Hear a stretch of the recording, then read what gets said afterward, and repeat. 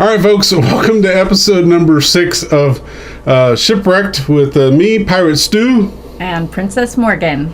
And basically we're going to talk about stuff that we wouldn't normally talk about unless we had to because we were shipwrecked on a desert island.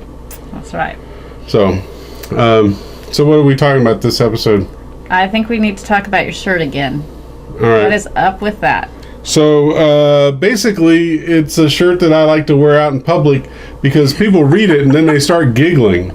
So it's a good icebreaker shirt if I want to be friendly, which most of the time I don't. But occasionally I'm like, okay, I'm going to go out in public and I'm going to be friendly and look people in the eye and smile. Do you get to go out in public a lot? Every once in a while, but not a lot. Not a lot. Not a lot. Good thing. Well, normally I choose not to go out in public because I hate people. So maybe being shipwrecked is good for you. I'd probably be okay with being shipwrecked. Except that he's stuck there with me, so. But I've got the still making equipment from episode number 3. Yes, you do. So I'll be all right. I would be all right. So at any rate, people read it and they instantly know what it is. And they start smiling, and sometimes they'll comment. Did you like the song? I love the song. It's an awesome song. It is an awesome song. So, yeah. It's a good get to dancing song. Yeah. Yes, exactly. Would you bring it on a desert island as the song to listen to? Yeah, I might. It's a good song. It is a good song. I used tired to of it after a while. Well, yeah, you would. I used to DJ. Yes. And so I would DJ at like American Legions and VFWs and stuff where the folks are a little bit older anyway. But you get into a disco set, man, and all of a sudden people are throwing down their canes and their walkers and getting up trying to dance. To see that. So this is one of those songs that was good for that. That and the song by Wild Cherry, which I think is the play that funky music, white boy. Oh, people. Yeah. That is a good dancing song. Yeah, you play those songs, either one of those songs, and people like to get up. Now, if you play the kung fu fighting song, especially at a place where people are drinking, then they all have to dance, like they're doing kung fu. Oh, have you ever done kung fu? I have not. I do like a good Chinese buffet though. So you don't like Chinese buffets? No, I don't like rice. I don't eat the rice. I used to eat the dirty. I don't think you call it dirty rice, but the rice with the peas and the carrots in it. The darker rice. Yeah. I don't like the white rice. It's got a name. I don't know what it is. But yeah. At any rate, I like fried rice. Yeah, the darker rice with the peas and carrots in it. You can tell I'm an expert on food too. I like that a little bit. Depends on if the stuff has got a sauce. Some of the meat's okay, but it's all good. And I like going where they do the little chopped stuff on the table. That's really fun and entertaining. But yeah, I come Is it out called of there. hibachi? I don't know what these words mean. Some of the restaurants are, but I don't know either. But they're really fun. I like when they make the little heart and the smoke the volcano thing out of the rice. And that's fun. But I end up being hungry because I only really eat the meat and a little bit of the vegetables. Yeah, I love the vegetables. I will tell you, 90% of the Chinese buffets I go to are horrible. The food has no taste, it has no flavor, it's just horrible. A good one, though, is something... He's now insulted a lot of restaurants, by the way. So this episode, we're insulting Chinese restaurants. But a good Chinese buffet is a thing of beauty.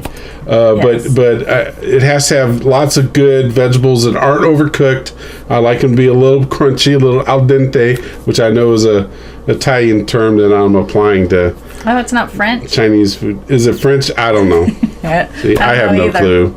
At any rate, I like the vegetables to still have a little bit of texture to them, not be cooked to mush. And it has to have some flavor. Lots of times they just... they're nasty. I agree. But back to your shirt. So okay, back to the shirt. Kung Fu fighting. Taekwondo. You took Taekwondo. Yes, I did. Are you ever going to give it back? That's not even funny. I thought it was funny. I did take it, and I was like in a tournament against, like, I was in my 40s, And you did this competition. Yes, and I was in a tournament, and they matched me with a 19-year-old, and the 19-year-old ended up having to go to the hospital. Do you slip and fall?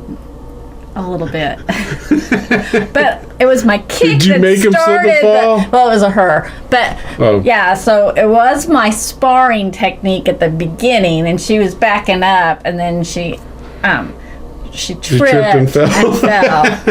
But I can still say that at 40, I put a 19-year-old in the hospital with my taekwondo skills. Okay.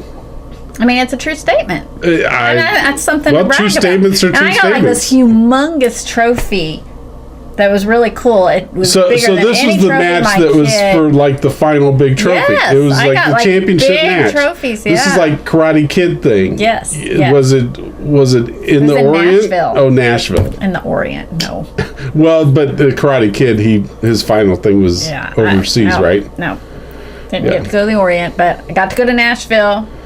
Okay, well, and got big trophies, and So how big is this trophy? I mean, it was like big. Real big. Is that from the ground? Yeah. So it was like 4 foot tall. Well, probably 3 foot tall. 3 foot tall trophy. I got two of them. And where do you put this trophy? They were in my house. I don't really know where they are now. I think because you'd have to build like an addition to the house to put something up that big, wouldn't you? No, you just put it on a shelf, like a low shelf, and then it sits there. It was in my living room for a long time, and somehow it got up in my kids' bedrooms, and but it was really cool because I don't think I'd ever gotten a trophy before. So that was your first trophy, and it was in Taekwondo. It was in Taekwondo. Where you sent somebody to the hospital. Yep. And you're happy about that. A 19-year-old. That's the important part.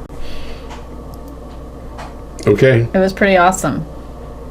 There's royalty in work for you. That's right. Princesses can still do sending things. People to the hospital. I know I felt really bad and good at the same time. Sorry. It hurt so good. That's horrible. I know. It really I think is, it's a horrible story. It is not a horrible story. It's about, well, for the 19-year-old it was, right? Well, yeah.